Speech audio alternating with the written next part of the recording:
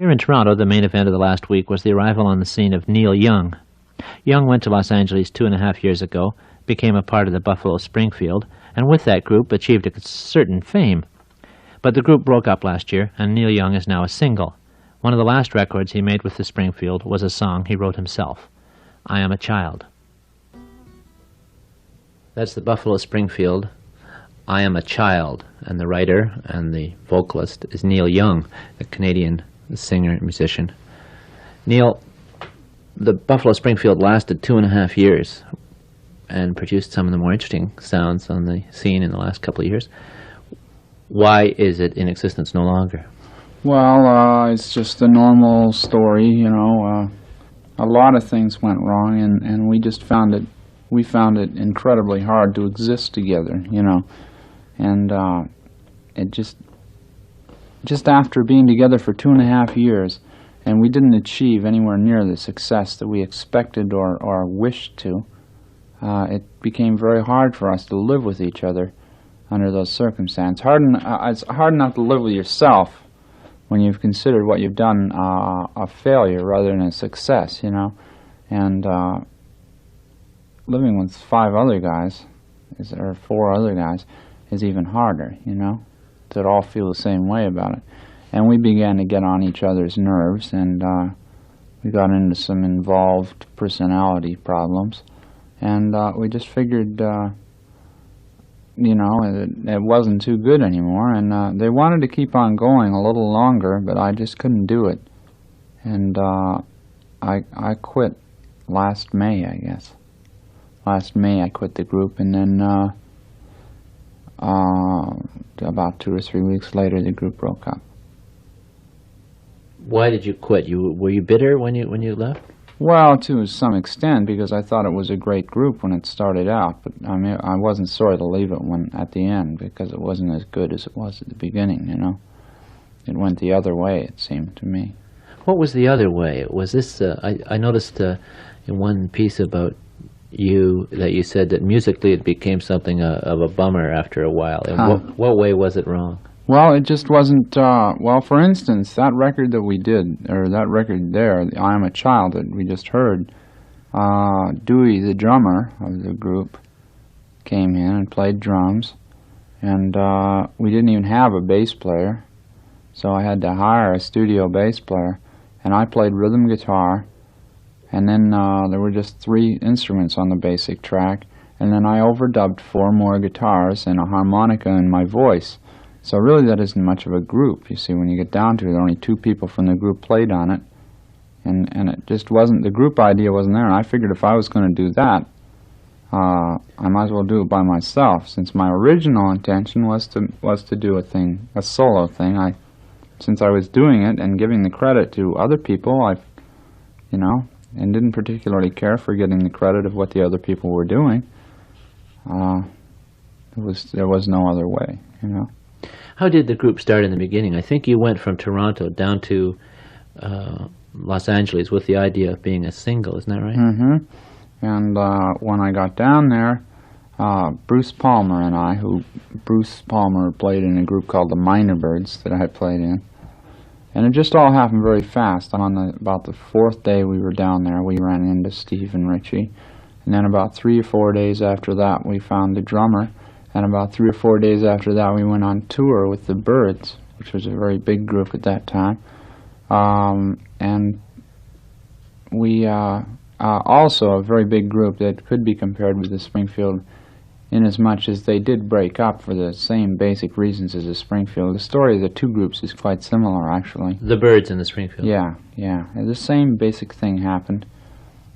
When we were down there, and we started to get going, people were saying, finally we're going to have a group that isn't going to let us down like the Birds did by breaking up and going, you know, and not taking an interest anymore and things like that on stage. You know, the Birds sort of blew it, but they really didn't, because now that I think of it, after all of the things that they did, the places they were playing when we did the tour with them, it was just, the management must have been just awful, because it was just stupid. They could have been playing other places and getting a lot more money and playing a lot less and a lot more, you know, and the places could have been much better and much more advantageous to their whole thing, you know. But it was just another case of agencies and managers trying to cash in as much as they could until, you know, the group died. And that's about it. The reason why those English groups, why the Stones and the Beatles made it, is because they could have been ridden the wrong way. They could have been ridden into bad into bad shows and bad gigs where the money wasn't good, but there were a lot of them, and the managers didn't want to take a chance on holding out, you know. But the Rolling Stones and the Beatles both had managers that loved the groups, you know, and that has a big thing to do with it. The manager's got to love the artist, you know, and be as much of a part of it as the artist is himself, or it won't work. I noticed in the one or two stories about you that you've referred to managers in a not very friendly or favorable way. I presume that the Buffalo Springfield did not have a manager who loved the group. No, we didn't have a manager who was particularly, you know, he may have thought that he really liked us, but he didn't know what we were at all. There were two of them, and they just didn't know, you know, what. They had no idea what the group was about. They had no idea of the taste and of the talent that was surrounding them. You know, they didn't know what it was, and they just blew it. They just didn't book us right. They sent us out with groups that were inferior to us completely and on a whole different level of music, playing second bill to those groups, and they just messed up, you know. So you decided to become a single after a while? Well, yeah, after I wanted to be a single when I first went down there, but the group sounded so good. I said, well, you know, I've never heard anything this good. We'll just do this for a while, you know. And so I did. And when it started going bad, though, I decided I wanted to be a single again, you know. Wasn't worth it, you know, to stick it out. Just wasn't worth it. So one of the results of starting out as a single is an album which has just been released in the last few days, and includes this, I've Loved Her So Long by Neil Young. Neil, is it an enormously complicated business putting together an album like this? The production of it, how long did it take you, for instance, to do this album of 7 or 8 numbers? About 3.5 months. It didn't happen overnight, you know. It took a long time to do that album, and parts of it turned out very well. Parts of it I'm not satisfied, you know, with. But it is an immensely complicated and very strenuous job. The way I did it was I wrote the material, figured out basically what I wanted to do with it, took it in the studio and recorded it with recorded the basic tracks of almost everything with 3 instruments. That is, you played the three instruments? No, I played one, and then I had 2 other people playing bass and drums. Yeah. And that happened on mostly every one of those cuts. And except for 3, which I did with Jack Nitschke, where we recorded the whole thing at once, you know. It would start with 3 instruments, then I would start overdubbing guitars. And this would be you playing? Let me think. I would play a rhythm guitar, and then someone else would play a bass, and someone else would play drums. And I'd just wait till I got it right, and I'd sort of sing along with it, you know, till I felt it was in the right groove. Then we'd just take that, and it never sounded good, you know, listening to that. It just sounded thin, you know, just a guitar, bass, and drums. It just didn't sound, especially when all I was doing was playing very simple rhythm. So all it could do is feel, you know, you could bang your hand on a table to it and sing along with it if it felt good. Then I would take my guitars, which I have about 11 or 12 guitars, all that sound different, and I plug them right into the board, right into the sound board. I don't use an amplifier at all.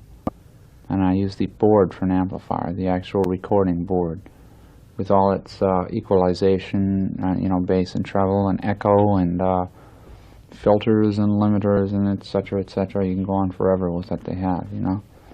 And I'd start overdubbing, you know. Some of those songs have 8 or 9 guitars on them. And then I may overdub piano, electric piano, or pipe organ. I used pipe organ on one. There's particularly one on there called I've Been Waiting for You that you would never know.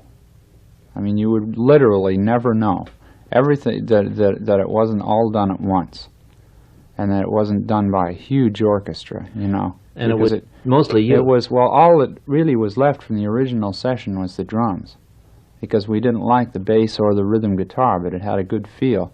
And eventually we erased the bass from one track and the rhythm guitar from another track, and did them over again, just playing along with the drums, and did it over again and just built it right from the bottom up. And it's not like in the old days of Fabian where they would try to fix something that was no good.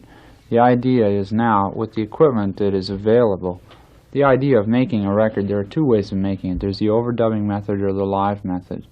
I've used the overdubbing method on this and the live method on my next album, you know, I'll be using. But it's amazing what you can make it sound like just by overdubbing instruments. To get back to the scene in Los Angeles, you said in an interview the other day, the whole business is so messed up that it makes people like me bitter. Why did it make you bitter? Well, it just is too much. There's just too much distorted. It's just too dirty, you know. It just doesn't have anything to do with art. Really, art is probably the smallest amount. You know, it's probably the smallest thing involved in the music business now. It's gotten to be like the motion picture industry, you know. It's the same. I mean, everybody knows where the motion picture industry is at.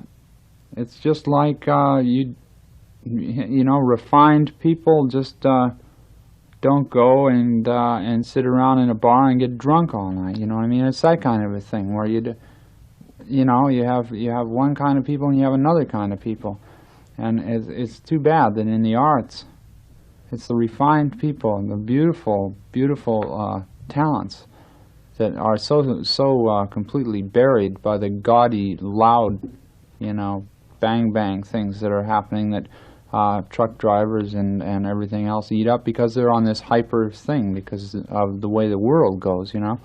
Everything goes so fast that the people who are really truly artists are buried by the neon of it, you know. It's just doesn't work the way it should anymore, you know.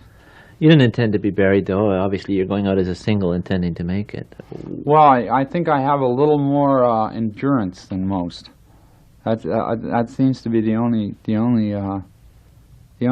thing I can say. You know, that could be the only reason why I'm still doing it. You know, is because I'm convinced that nothing's going to stop me. But there's a lot of people a lot better than I am that just can't cope with it. You know.